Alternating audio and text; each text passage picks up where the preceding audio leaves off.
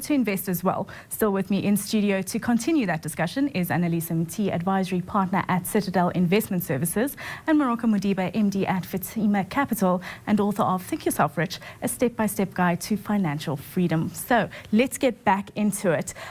Let's drill down when millennials are investing, some of their approaches to investing. A lot of millennials love to rely on Google for advice. How does that change the role, Morocco, of the financial advisor's position when they're going to advise millennials? I think that's a great thing. That's a great thing because they taking an initiative to be involved. You know, get the information and decide for themselves whether the product that they learning about is right for them. I think one of the things that we are picking up in the industry is that they are very concerned when it comes to fees, because they understand that yes, it is important to have somebody to guide you. But if that person has to charge you higher fees, then it's going to be a problem. Hence, they prefer to get the information and they will make the decisions themselves. Anelisa, you and I are part of that millennial generation, and as I was preparing for this discussion, I spoke to a couple of millennials, and they said that when they're looking to invest, they're looking for information and not advice. Does that change how you approach this generation when they walk through the doors and you need to give retirement planning advice to people from the millennial generation at all? I think one of the things is because of the generation and because we've always had access to the internet, there's so much information that we can get. The only problem is we can't filter through the information to find what's actually important. So that's why you find a lot of millennials come in and they have a lot of questions and they read all these articles and they read all the information, but they still aren't able to make that decision. So that's where financial planning comes in, to be able to say, let's filter through this to be able to show what's correct for you, what's right for your personal situation. So I think when a millennial does walk through the door, it's answering the questions that they have, but also saying, you need to think about it more personally. The information that's out there is very general. You need to filter that through and say, for you, what's more personal.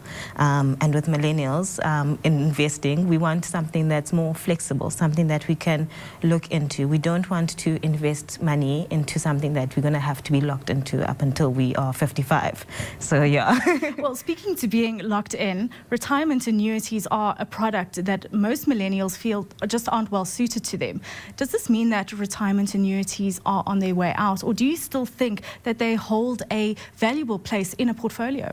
No, absolutely, because retirement funds, they come with a lot of tax benefits that can benefit all investors, whether you're young or old.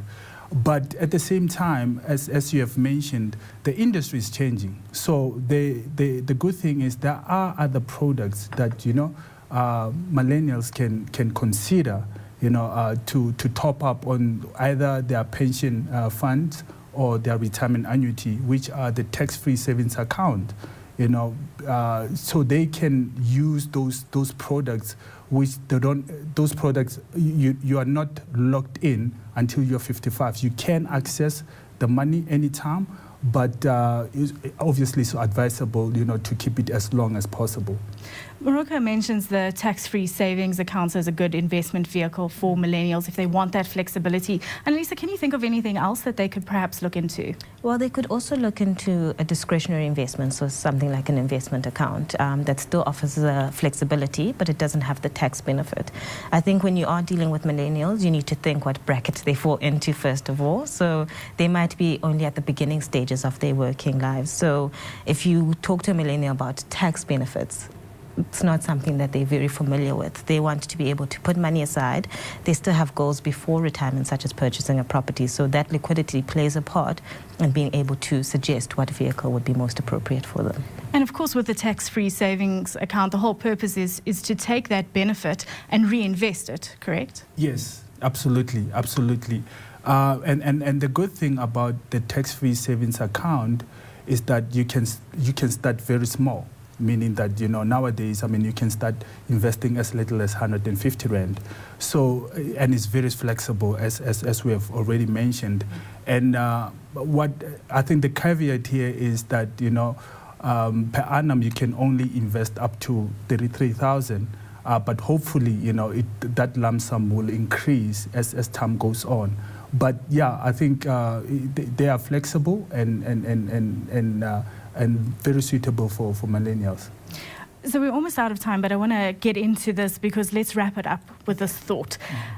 Is the industry changing fast enough to address the needs of millennials? And Anelisa, I'll ask you first and then I'll get your thoughts, Morocco.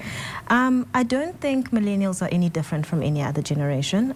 We have grown up in a more borderless environment, so, you have more reach further abroad, but also we do have more information. So I think just being able to provide the service to a millennial and understanding where they come from. But financial planning as a whole doesn't need to change because of a different generation. Morocco, your thoughts? I think, yes, the industry is changing. It's becoming more technology-based, and the fees also are going down. As you can see nowadays that, we have retirement funds that are built, on exchange-traded funds, which the costs are very low. So the industry is changing and for the better. And I think, we're looking forward to creating more products that can, be suitable to the millennials. Well, on that note, let's leave it there. Thanks so much for joining me. Thank you. Thank you. Anelisa Mti is advisory partner at Citadel Investment Services, and Morocco Modiba is MD at Fatima Capital and author of the book Think Yourself Rich, a step-by-step guide to financial freedom. And that's where we leave it for this episode of New Retirement Thinking. From myself, Bronwyn Seaborn, and the rest of the team, it's goodbye for now.